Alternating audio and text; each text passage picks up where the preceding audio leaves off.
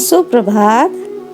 आज हम पढ़ेंगे बाल महाभारत कथा का आगे का पर्व यानी सभा पर्व, राजसूय यज्ञ एवं जरासंध। इंद्रप्रस्थ में प्रतापी पांडव न्यायपूर्वक शासन कर रहे थे। युधिष्ठिर तथा उसके भाइयों व साथियों की इच्छा हुई कि राजसूय यज्ञ करके सम्राट के पद को प्राप्त किया जाए। इस बारे में सलाह करने के लिए उन्होंने द्वारका से श्री कृष्ण को बुलवाया।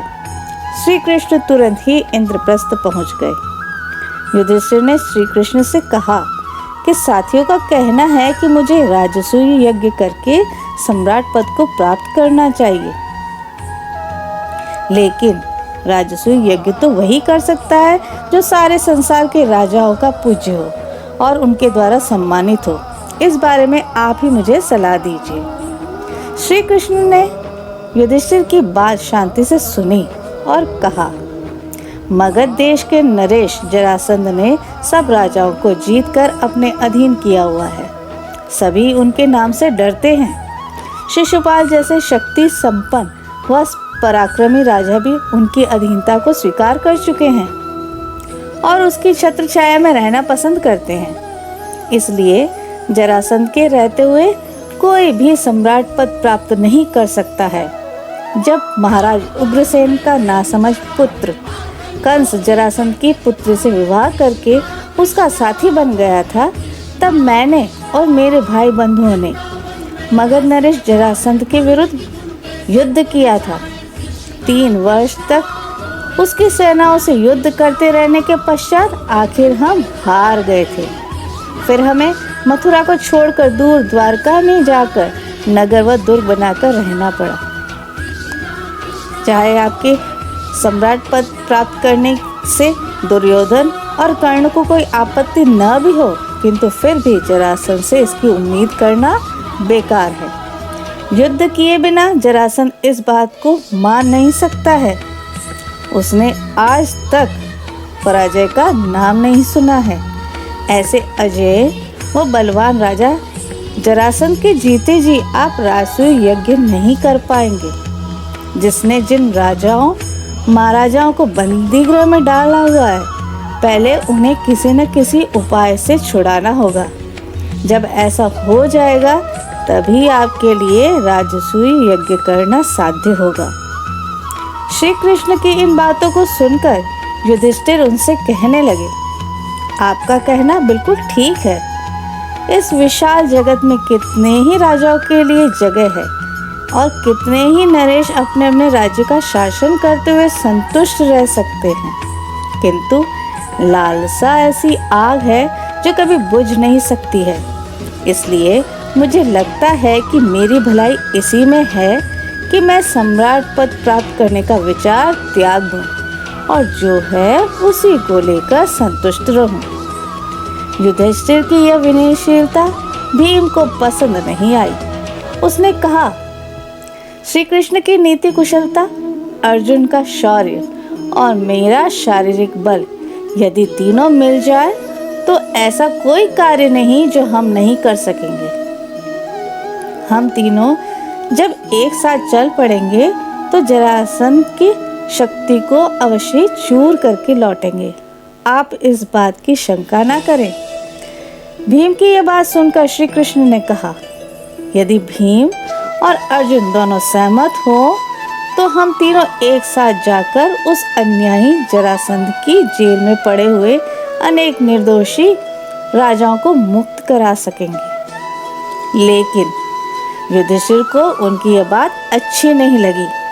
उन्होंने कहा, मैं तो यही कहूँगा कि जिस कार्य में प्राणों पर बन आने की संभावना हो उस विचार को छोड़ देना अच्छा है। यह सुनकर अर्जुन कहने लगे, हम यशस्वी भरत वंश की संतान होकर भी यदि कोई साहस का काम न कर सके तो हमें और हमारे जीवन को धिक्कार है।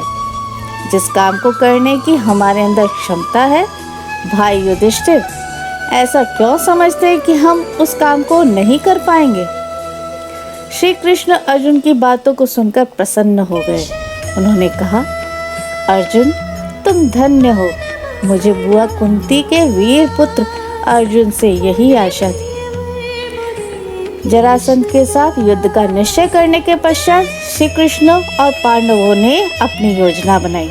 श्री कृष्ण, भीम और अर्जुन तीनों ने ब्राह्मण का वेश धारण किया और मगध देश की ओर रवाना हो गए। मार्ग में सुंदर गांवों व नगरों को पार करते हुए वह तीनों जरासंध की राजधानी में पहुंच गए। कुलीन अतिथि समझकर जरासंध ने उन तीनों का खूब आदर के साथ स्वागत किया। भीम और अर्जुन दोनों मौन खड़े रहे। उन्होंने जरासंध के स्वागत का कोई जवाब नहीं दिया।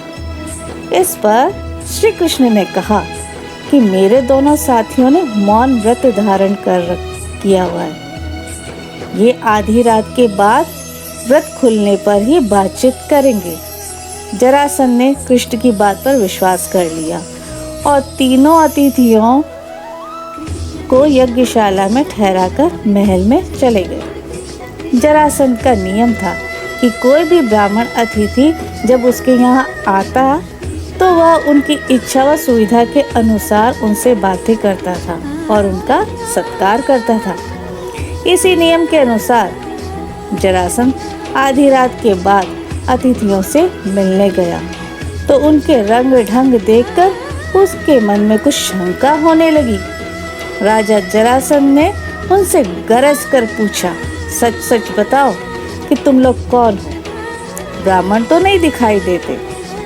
इन पर तीनों ने उसे सब कुछ सच सच बता दिया और कहा, हम तुम्हारे शत्रु हैं। हम अभी तुमसे द्वंद्व युद्ध करना चाहते हैं। हम तीनों में से किसी एक से जिससे तुम्हारी इच्छा हो लड़ सकते हो। हम सभी इसके लिए तैयार हैं। तभी भीम और जरासंध में कुश्ती शुरू हो गई। दोनों वीर एक दूसरे को पकड़कर मारते और उठाते हुए लड़ने लगे। वे बिना विश्राम किए 13 दिन और 13 रात लगातार लड़ते रहे। 14वें दिन जब जरासंध थक कर थोड़ी देर के लिए रुक गया तो भीम ने श्री कृष्ण का इशारा पाकर तुरंत उसे उठाया और चारों ओर घुमाकर जमीन पर जोर से फेंक दिया। इस प्रकार अजय जरासंध का अंत हो गया। श्री कृष्ण, भीम और अर्जुन तीनों ने उन सभी राजाओं को छुड़ा लिया जिन्हें जरासंध ने बंदीगृह में डाल रखा था।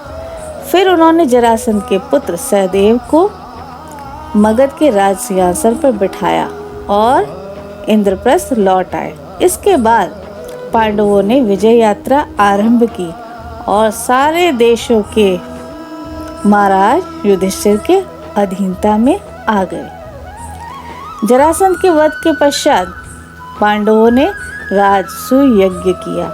इसमें समस्त भारत देश के राजा उपस्थित हुए थे। जब अभ्यागत नरेशों का आदर सत्कार करने की बारी आई तो प्रश्न उठा कि किसकी अग्र पूजा की जाए। युधिष्ठिर ने इस बारे में पितामह भीष्म से सलाह ली। उन्होंने कहा कि द्वारकाधीश कृष्ण की पूजा पहले की जाए। यह बात युधिष्ठिर को भी पसंद आई। उन्होंने सहदेव को श्री कृष्ण की पूजा करने के लिए कहा। सहदेव ने विधि पूर्वक श्री कृष्ण की पूजा की। श्री कृष्ण का इस प्रकार गौरवान्वित होना चेदिराज शिशुपाल को अच्छा नहीं लगा। वह खड़ा हुआ और जोर से हंसने लगा। सारी सभा की नजर अब शिशुपाल की ओर गई तो उसने ऊंचे स्वर में व्यंग्यपूर्वक कहा, यह अन्याय की बात है कि एक मामूली से व्यक्ति को इस प्रकार गौरवान्वित किया गया जा रहा है। शिशुपाल ने सभा में उपस्थित सभी राजाओं को देखा और कहा, उपस्थित राजागण, जिस दुरात्मा ने कुचक्र रचकर वीर जरासंध को मरवा डाला, युधिष्ठिर ने उसी की अग्र पूजा की है। हम इसको धर्मात्मा कैसे कह सकते हैं? हमारा उनमें विश्वास नहीं रहा है। इस तरह व्यंग्य बाणों की वर्षा करने के बाद शिशुपाल अन्य कुछ राजाओं को साथ लेकर सभा से निकल गया। सम्राट युधिष्ठिर उन नाराज हुए राजाओं के पीछे दौड़ गए और प्रार्थना करके नम्रता के साथ उन्हें समझाने लगे। युधिष्ठिर के बहुत समझाने के बाद भी शिशुपाल नहीं माना। उसका हठ और अभिमान बढ़ता गया। आखिर शिशुपाल और श्री कृष्ण के बीच युद्ध छिड़ गया, जिसमें शिशुपाल मारा गया। राजसूय यज्ञ संपूर्ण हो गया और राजा युधिष्ठिर को राजाधिराज की पदवी प्राप्त हो गई। धन्यवाद।